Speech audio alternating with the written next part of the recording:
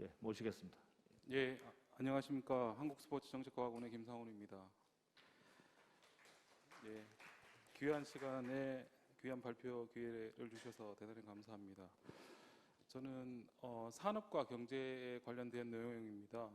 포스트 코로나 시대에 스포츠 판을 바꿔라. 굉장히 과감한 주제인데요. 주로 스포츠 뉴딜 중심으로 발표를 하겠습니다. 그 환경 변화를 보고 그에 대한 관련해서 스포츠, 그 다음에 스포츠 뉴딜에 대한 아이디어를 발표를 하고자 합니다. 먼저 환경 변화입니다. 기술입니다. 4차 산업혁명과 디지털 전환입니다. 16년에 다보스 포럼에서 거대 담론이 얘기가 되었습니다. 그래서 핵심 기술이나 IoT, 5G, AI 같은 것들이 됐는데 이게 디지털 세계와 물리적 세계를 연결한 사이버 물리 시스템의 도래다. 이렇게 많은 사람들이 정의를 합니다. 근데 16년에 다보스 포럼이 있었지만 그 이전에 국가별로 다양한 4차 산업혁명 관련 정책이 있었습니다. 제일 먼저 시작한 것이 이제 독일이었습니다. 독일이 인더스트리 4.0이었습니다. 그러니까 담론은 이미 국가별로 정책이 나온 이후에 그 흐름을 정리해서 발표한 거다. 이렇게 볼 수 있습니다. 독일이 2011년도에 인더스트리 4.0을 발표했는데 이것은 2008년도에 미국발 글로벌 금융위기 때 금융 중심의 경제 시스템의 취약성을 주목하기 시작합니다. 그러면서 독일의 강점인 제조업 중심으로 해서 기술과 접목형 뭔가 혁신적인 제조업 시스템 성장 전략을 국가 산업 전략으로 이제 채택을 합니다. 그래서 IoT, 사이버 피지컬 시스템, 센서 기술 등에 집중합니다. 그래서 생산 기계 및 시설의 네트워크화, 지능형 생산 시스템을 갖춘 스마트 공장을 만들고, 그래서 제품을 개발하고 생산하고 유통, 소비, 폐기의 전 과정을 통해서 기존의 소품종 대량 생산 중에서 맞춤형 다품종 소량 생산 시스템으로 전환합니다. 그래서 생산성과 생산 비용이 비약적으로 증가하는데 이것을 그럼 기술 개발을 어떻게 하느냐? 산업 클러스터입니다. 그냥 리딩 엣지 클러스터나 고 클러스터가 오른쪽 상단에 지역별로 특화된 산업 클러스터를 통해서 기술을 개발하고 시장을 확대를 합니다. 그중에 핵심이 이제 스마트 공장입니다. 한마디로 말씀드리면 유연한 생산 시스템입니다. 그래서 기계와 스마트 제품을 통해서 다양한 제품을 생산할 수 있는 프로그래밍 가능한 기계를 연구 클러스터를 통해서 만들어냅니다. 그래서 제품 유형과 수요 변화에 따라서 하드웨어와 소프트웨어 구성 요소를 기계가 AI를 통해서 조정 가능합니다. 그래서 개인 맞춤형 제품의 효율적 다품종 소량 생산 제조 시스템을 구축하는 겁니다. 4차 산업혁명은 담론 수준에서 얘기였고 인더스트리 4.0은 국가의 경제 정책, 전략의 수준이었다면 디지털 전환은 이것을 전체를 포괄하는 그런 표현이라고 할 수 있습니다. 핵심은 디지털 전환입니다. 그래서 디지털 전환이란 뭔가 이게 학계에서 공통된 그런 아직 정의는 없습니다. 그러나 첨단 디지털 기술을 활용하여서 산업과 정부가 수요자 중심의 혁신적인 제품 및 서비스를 개발하여 새로운 경제적 가치를 창출하는 디지털 기술 기반 생산 양식 내지는 경제 시스템이라고 할 수 있습니다. 유럽위원회에서 국가별로 디지털 트랜스포메이션 스코어보드를 해서 국가별로 디지털 전환 정도를 체크를 하는데 9가지 핵심 기술을 이 대상입니다. 빅데이터, 사이버 보안, 소셜 미디어, 로봇, 그 다음에 3D 프린팅, 모바일 서비스, 클라우드 테크놀로지, IoT, AI 이렇게 구성이 됩니다. 2018년에 디지털 유럽 프로그램을 발표를 하고 총 10조 원의 규모를 투자를 하는데 19개 회원국가에서 이것을 정책을 만들어서 추진을 합니다. 그래서 주요 용역으로 보면 제일 큰 게 슈퍼 컴퓨팅이고 그 다음에 인공지능, 사이버 보안, 그 다음에 디지털 인프라, 그 다음에 첨단 디지털 기술 개발이 5대 전략적인 파트너입니다. G20 국가가 2017년에 로드맵을 발표를 합니다. 그래서 11개의 유형으로 구분을 할 수 있는데 접근성, 인프라 다양하게 많은데 이 중에 제가 주목하는 것은 다른 것들은 다 이렇게 산업적으로 조금 거리가 있습니다. 근데 2번의 디지털 인프라입니다. 그 다음에 5번의 중소기업의 디지털 전환, 디지털화 지원입니다. 기업의 디지털 전환입니다. 그 다음에 6번의 IoT 지속개발과 생산 디지털화입니다. 디지털 전환을 하려면 물리적 세계를 전부 다 디지털 데이터로 바꿔야 됩니다. 그 다음에 5G가 가능하고 그 다음에 AI가 들어갈 수 있는 겁니다. 그러니까 이거는 이제 디지털 트윈이라고 하죠. 물리적인 세계를 디지털 사이버상에 동일하게 데이터상으로 구현을 하는 겁니다. 거기서 시뮬레이션을 하고 거기서 메타버스가 들어가고 이렇게 가는 거거든요. 그래서 전략적 하나만 보고 보면 IoT 기술에 대단히 집중을 합니다. 그 다음에 메타버스입니다. 메타버스가 한 단계 가장 최근에 이제 나간 것이라고 할 수 있습니다. 그래서 메타와 유니버스가 결합된 건데 가상과 현실이 상호작용하며 공진화하고 그 속에서 사회, 경제, 문화 활동이 이루어집니다. 다양한 영역에서 이루어지는데 정치, 행정, 기업, 공연 이렇게 들고요. 시장 규모를 보면 2021년 기준으로 34조 원으로 예측하는데 2024년에 330조 원입니다. 3년 만에 10배가 시장이 성장할 거다 이렇게 예측을 합니다. 그래서 대표적인 메타버스 기업 중에 하나인 로블록스가 이용자가 급격히 증가하고 산업은 플랫폼을 만드는 기업과 그 다음에 플랫폼 내에서 소프트웨어 프로그램을 개발하는 기업 군으로 구성이 되는데 최근에는 메타버스와 메타버스 간의 이동이 가능해집니다. 그래서 메타버스와 메타버스가 연결되면서 이 시장이 폭발적으로 물리적인 세계는 사실은 물리적인 한계가 있는데 사이버상의 세계는 한계가 없습니다. 네. 그러니까 이거는 사실은 상상할 수 없는 그 규모로 시장이 성장할 거다 이렇게 예측을 할 수 있습니다. 두 번째는 환경입니다. 기후변화입니다. 이 그래프를 보시면 과거 2000년 동안 지구 전체의 표면 온도를 봤는데 1850년 이후에 급격하게 증가합니다. 그래서 2020년에 지구 전체 평균 기온이 1.9도입니다. 그래서 육지가 1.59도고 해양이 조금 낮습니다. 물이니까. 근데 오른쪽에 시스템을 보면 시나리오를 보면 이게 파란색이 밑에 있는 파란색이 인간의 경제 활동이 없었다면입니다. 그 기존대로 지구 온도를 유지를 할 수 있었는데 인간의 경제 활동이 산업 활동이 가미되니까 급격하게 올라가는 거죠. 원인은 뭐냐? 경제 활동이다. 이렇게 볼 수 있습니다. 그래서 현재 1.09도 했는데 2040년까지 1.5도까지 상승할 것이다. 이렇게 예측을 합니다. 그래서 그림의 가장 왼쪽에 위에 있는 게 현재고요. 오른쪽이 1.5도, 그 밑에 하단이 2.0도, 4도 올라갔을 때 기후 전체에 2도를 넘어가면 재앙적인, 그러니까 회복할 수 없는, 인간의 노력으로 회복할 수 없는 수준의 재앙적인 피해가 발생할 것이다. 이렇게 예측을 하고 있습니다. 지구가 따뜻해지니까 북극의 빙하가 녹기 시작합니다. 과거 20년 동안 50%가 녹아내렸습니다. 지구가 따뜻해지니까 또 산불 이런 것들이 납니다. 대표적으로 2019년에 호주에서 6개월 동안 초장기간의 산불이 발생했습니다. 그래서 호주 전체 숲의 20%가 연소되고 그 기간 동안 발생한 CO2가 세계 경제 전체의 배출량의 1% 이상입니다. 만약에 지구 평균 기온이 2도 이상 상승하면 초장기 산불이 발생할 확률이 4에서 8배 정도 증가할 것이다. 이렇게 예측을 하고 있습니다. 그 다음에 해수면이 상승합니다. 그래서 1900년도에서 2020년도, 그러니까 과거 1세기 동안 20cm가 상승했습니다. 근데 이번 세기 말까지 0.5m에서 1.8m 상승할 것으로 전망하는데 지금 오른쪽 그래프를 보시면 맨 위에가 아주 가능성은 조금 떨어지지만 화석 연료를 지금 추세대로 사용하고 그 다음에 북극의 남극의 빙하가 녹았을 때에 1.8도까지 1.8m까지 올라갈 것이다. 그 바로 밑에가 화석 연료를 지금 수준대로 사용했을 때 0.8m까지 올라갑니다. 그렇게 되면 어떻게 되느냐? 예를 들어서 방글라데시 같은 경우에는 해안지대의 저지대의 국가들은 1m가 올라가면 국토의 11%가 침수가 됩니다. 1,500만 명이 다른 데로 가야 됩니다. 그러면 이런 국가만 그러냐?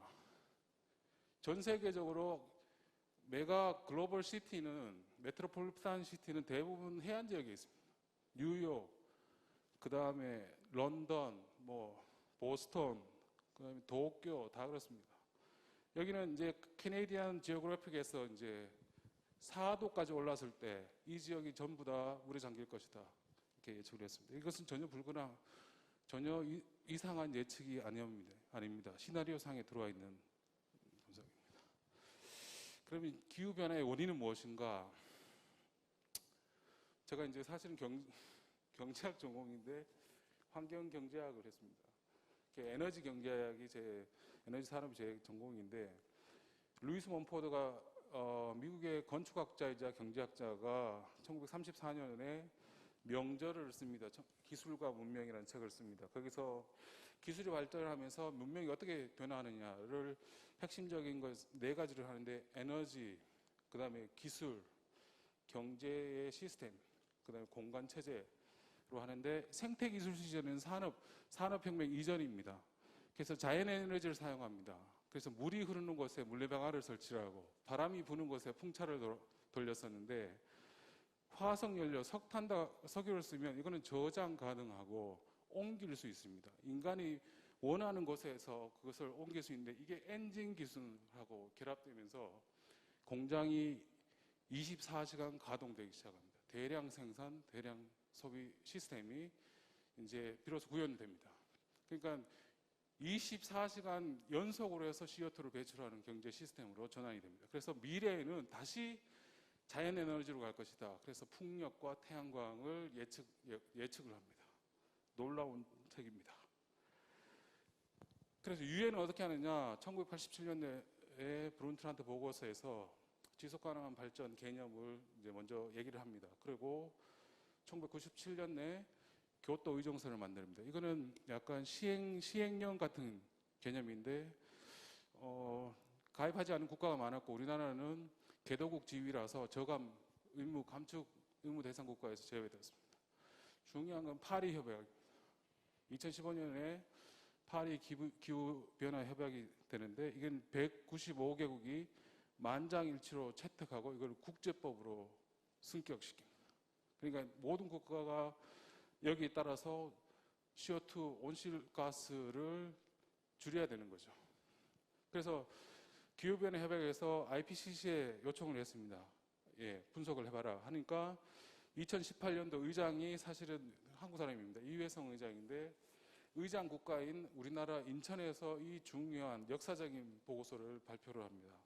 지구온난화 1.5 리포트입니다. 거기서 지구 온도를 산업화 이전 대비 2도씨 이하로 유지해야 된다. 그렇지 않으면 재앙적인 수준의 피해가, 예측 불가능한 그런 피해가 전 지구적으로 발생할 것이다, 이렇게 얘기를 하고, 그러면 국가는 1.5도 이하로 제한해야 된다. 그러면서 탄소 중립을 얘기를 합니다. 탄소 중립은 2000년대 초반부터 나온 개념인데, 이게 정식 기후변화 협약에서 들어온 겁니다. 그래서 국제법을 만들면서 1.5도씨 기준으로는 CO2를 2010년 수준의 45%를 감소하면 2050년에 달성 가능합니다. 이거는 굉장히 롱텀입니다. 장기적인, 전 세계 국가가 적극적으로 추진했을 때 2050년에나야 달성할 수 있는, 그래도 1.5도입니다. 지금은 1.09도거든요. 이거를 더 떨어뜨릴 수는 없습니다. 그럼 경제활동 모두 중단해야 되는 거죠. 자, 그러면 스포츠는 어떻게 변하느냐? 기술 변화에 따라서 글로벌 기업들입니다. 나이키, 아디다스, 언더아머입니다. 여기는 전통적으로 신발과 의류를 만드는 제조업이었어요. 이 제조업 기업들이 서비스 기업으로 탈바꿈하고 진화하고 있습니다. 그래서 나이키가 퓨얼 밴드를 만들고, 나이키 플러스 코로나 시대에 라이브 스트리밍 운동, 유튜브를 통해서 강사가 나와서 실시간으로 소비자하고 소통을 하는 거죠. 그래서 이건 디지털 기술이 발전하면서 전통적인 제조업이 제조업만으로 비즈니스를 하지 않고 서비스 기술을 접목시키면서 새로운 서비스의 비즈니스 시장을 만들어내기 시작합니다. 빠른 속도로 시장을 잠식하고 있습니다. 대표적인 기업 중에 하나가 이제 이거는 사실은 스타트업이라고 할 수 있습니다. 펠로톤인데 자전거 제조업이었는데 2017년에 매출액이 2,476억이었습니다. 2020년에 2조 원으로 8.4배 증가합니다. 자전거에다가 코로나 상황에서 저기 스크린을 달고 스크린에서 지도자가 지도를 하는 것을 보면서 집에서 운동을 하는 거죠. 홈 트레이닝입니다. 그러니까 2019년에 매출액이 1조였는데 2020년에 2조, 1조 원이 한 해 동안 증가합니다. 미국 전체 시장에서 어마어마한 속도입니다. 이건 자전거뿐만 아니라 다른 피트니스 산업, 그 다음에 그런 스포츠 산업에서 이게 대단히 중요한 변화, 혁신적인 변화라고 볼 수 있습니다. 자, 그 다음에 지구 온난화가 되니까 동계 스포츠가 이제 위기입니다. 지구 표면 온도가 상승하니까 눈이 적게 내리고 눈 내리는 기간도 줄어듭니다. 그러면 동계 스포츠나 이벤트 대회 하기 굉장히 어려운 거죠. 그래서 데니얼 스콧이 2018년에 분석했는데 역대 동계올림픽 개최의 220개 도시가 2030년 이후로는 그 중에 11곳이 동계올림픽을 전혀 이제 개최 못할 것이다. 2080년대는 14곳입니다. 그래서 개최 도시의 월 평균 기온이 1950년도에는 0.4도였는데 2000년대는 7.8도입니다. 북극의 빙하가 녹으면서 그 주변 지역에 눈도 안 내리는 거죠. 하계 스포츠입니다. 이상 고온, 해양 스포츠, 엘니뇨입니다. 열대성 폭풍, 강도, 빈도가 증가하면서 해양 스포츠도 굉장히 위축을 받을 것이다 이렇게 보는 거죠. 그럼 스포츠는 얼마나 환경적으로 책임이 있는가? 스포츠 메가 이벤트의 온실가스 배출입니다. 그래서 이게 탄소 발자국, 에코 풋프린트라고 합니다. 이거는 이동, 선수 이동, 비행기 타고 대회 개최를 하고 운영하고 이런 시설을 설치하고 모든 라이프 사이클에 걸쳐서 CO2 배출을 측정합니다. 런던 올림픽이 330만 톤입니다. 브라질 올림픽이 270만 톤, 리우가 360만 톤입니다. 그래서 우에파가 이거를 우에파 리그의 환경 CO2 배출을 측정합니다. 16년도인데요. 여기서 보면 경기장을 새로 짓고 개보수를 하는데 225만 8천 톤이 CO2가 들어갑니다. 그 다음에 관람객이 이동하죠. 교통에 따라서 53만 톤. 그 다음에 대회 운영 과정에서 2만 8천 톤의 CO2가 배출됩니다. 그래서 우에파가 그래서 새로운 경기장에는 태양광 경기장을 설치를 하라 권장을 합니다. 신재생 에너지를 사용하고 폐기물 재활용하는 이런 정책을 추진하기 시작합니다. 자, 그러면 스포츠 뉴딜입니다. 한국 정부가 2020년 7월에 한국판 뉴딜 정책을 발표를 합니다. 두 가지입니다. 디지털 뉴딜과 그린 뉴딜입니다. 디지털은 기술이고요. 그린 뉴딜은 환경입니다. 그래서 DNA, 데이터, 네트워크, AI, 생태계, 그 다음에 교육 인프라, 그 다음에 비대면 산업, 그 다음에 SOC의 디지털 전환입니다. 그 다음에 그린은 신재생 에너지 도입입니다. 이거를 스포츠와 거의 유사합니다. 인프라, 그 다음에 데이터, 그 다음에 교육. 그런데 제가 사실 기재부에서 이 시기에 정책 수요를 조사해서 제가 이거를 들고 갔습니다. 제가 디지털 전환, 그린 뉴딜, 스포츠 뉴딜을 들고 갔었는데 이미 산자부, 미래부 중심으로 다 해서 판이 다 짜여서 예산이 다 가버렸어요. 그러고 나서 문체부는 뭐냐면 코로나 블루 이런 얘기하고 이런 것들을 했었습니다. 그래서 좀 대단히 지금 정책에 전혀 반영이 안 됐다. 그러나 스포츠 시장은 대단히 중요한 한국판 뉴딜의 대상이다. 그래서 디지털 뉴딜은 첫 번째 DNA 생태계 구축입니다. 스포츠 데이터를 디지털화하는 거, 스포츠 단체와 대회 디지털 전환, 그 다음에 스포츠 산업입니다. 그래서 스포츠 디지털 서비스를 사업화, 지원하고 R&D가 필요합니다. 여전히. 그래서 클러스터를 통해서 R&D를 하는 게 중요합니다. 세 번째는 온라인 비즈니스 지원입니다. DTC입니다. Direct to Consumer입니다. 코로나 상황에서 나이키나 아디다스의 매출의 한 40%가 나이키가 직접 소비자한테 배송을 합니다.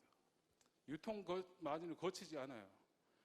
그래서 소비자가 직접 주문을 하고 나이키가 가정집으로 배달을 바로 시켜버립니다. 이 시장이 더 확대될 것입니다. 유통입니다. 유통이 대단히 중요한 지금 시대가 되었습니다. 그 다음에 SOC의 디지털 전환입니다. 공공체육시설, 그 다음에 그린 뉴딜입니다. 이 중에서 제가 몇 가지 말씀드리려고 합니다. 공공체육시설의 디지털 전환. 우리나라 정부가 적극적으로 개입해서 체육시설을 만들었습니다. 전국에 2018년도 기준으로 2만 8천 개의 디지털 공공체육시설이 있습니다.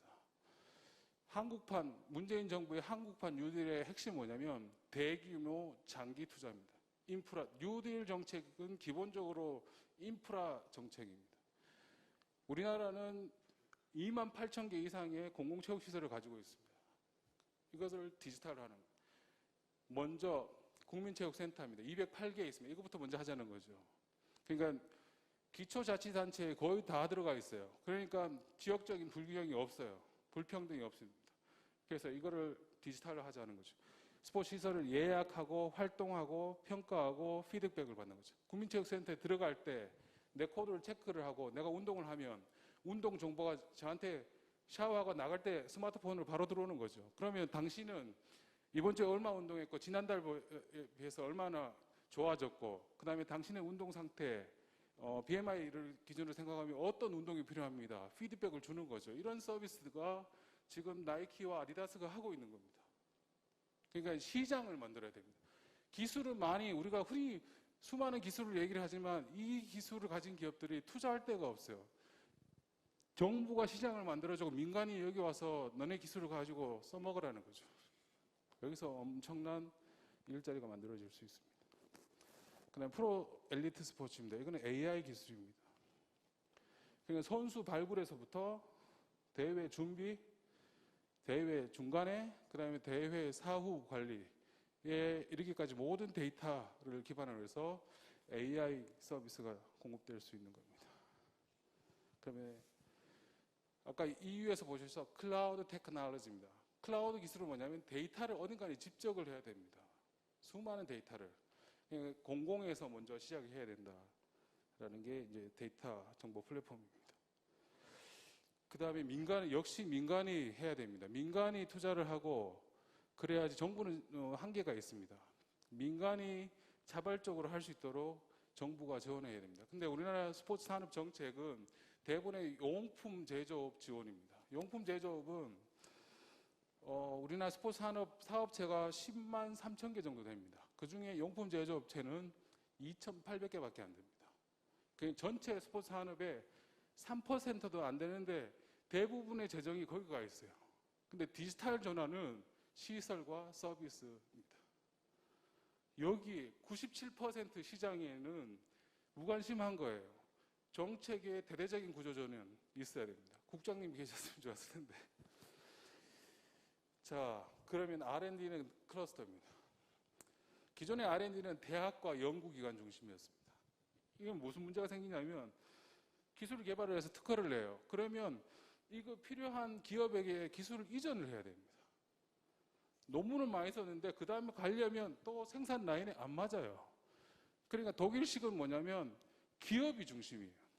기업이 들어오고 특정 산업의 밸류체인에 있는 기업이 하나가 들어온 게 아니라 밸류체인에 있는 기업들이 다 들어옵니다.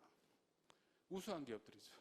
그러면 밸류체인에 있으면 서로가 정보를 공유를 하면서 이쪽에서 쓰는 기술이 변화를 보면서 내 기업에 기술 변화를 적용시킬 수 있는 거죠. 굉장한 시너지 효과를 주는 겁니다.